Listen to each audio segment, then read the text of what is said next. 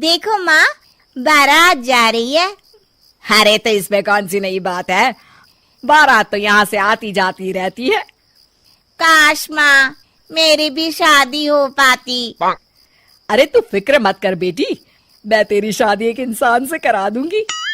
लेकिन ये कैसे हो सकता है माँ, मैं तो एक चुड़ैल हूँ। अरे इसका भी इलाज है मेरे पास। कल ही हम नदी के किनारे वाले जादूगर के पास चलेंगे, वो अपनी शक्ति से हम दोनों को इंसान बना देगा। और ठीक ऐसा ही होता है। जादूगर उन दोनों माँ बेटी को चुड़ैल से इंसान के रूप में बदल देता है। ये तो कमाल हो गया माँ, अब तो मुझे कोई पहचान नहीं पाएगा।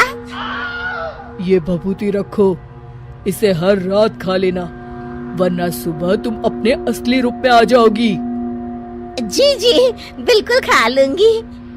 कुछ दिनों के बाद चुड़ैल की माँ अपनी बेटी की शादी धोखे से हरीश नाम के लड़के से करवा देती है। फिर एक दिन, अरे मान गए हरीश, इतनी सुंदर पत्नी तो किस्मत वालों को मिलती है, और एक तुम हो कि खुश होने के बजाय हमेशा तुम्हारा मुंह हारे हुए लीडर के चमचे की तरह लटका रहता है। अरे सुन भाई, मेरी पत्नी सुंदर है तो क्या करूं, नाचूं? देख लाला, सुबह सुबह मेरा दिमाग खराब मत कर। अरे वो सब तो ठीक है, लेकिन एक बात मेरी समझ में नहीं आती। तुम हर दूसरे दिन कम से कम 10 लोगों का राशन खरीद कर ले जाते हो।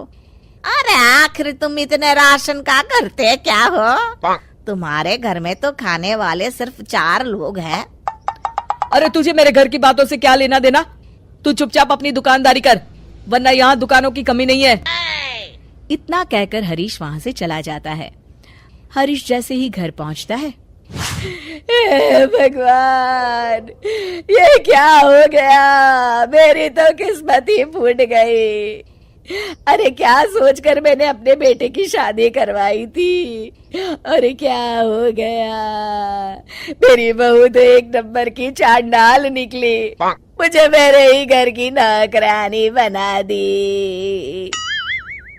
ए कमला, क्या बड़बड़ कर रही है? चुपचाप काम नहीं कर सकती क्या? ठीक है बहू, रो मत माँ, सब ठीक हो जाएगा।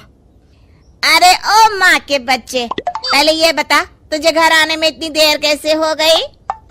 अरे भाग्यवान, मैं दुकान से राशन खरीद रहा था। आखिर तुम 10 लोगों का खाना अकेले खा जाती हो, इसलिए हर दूसरे दिन राशन खरीदने जाना पड़ता है। अरे चल ठीक है। ए कमला, फटाफट मेरे लिए खाना बना, बड़ी जोरों की भूख लगी है। मैं अपने कमरे में जा रही हूँ। ए हरीश, चल मेरे पैर दबा। मेरी समझ में नहीं आता, ये बहू आखिर हमसे किस जन्म का बदला ले रही है? हमने इसका क्या बिगाड़ा है? अरे नाश पिटी, ये सब तेरी वजह से हुआ है। तुझे ही बड़ी जल्दी थी अपने बेटे की शादी करवाने की। अरे तो इसमें मेरी क्या गलती है जी? जो हर माँ करती है मैंने भी तो वही किया है ना। सही तरीके से जांच पड़ताल तो कर लेती कि लड़की कैसी है, स्वभाव कैसा है। इस तरह आंसू बहाने से अब कोई फायदा नहीं। जो गलती की है अब तो उसकी सजा भुगतनी पड़ेगी। आपका ये भाषण सुनने का वक्त नहीं है मेरे पास।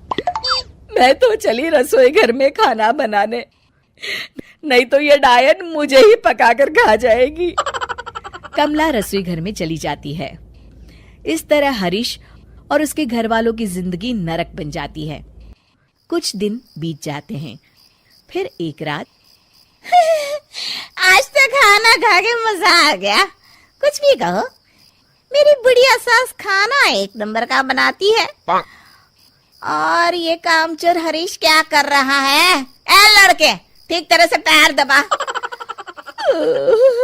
तो मुझे बहुत नींद आ रही है।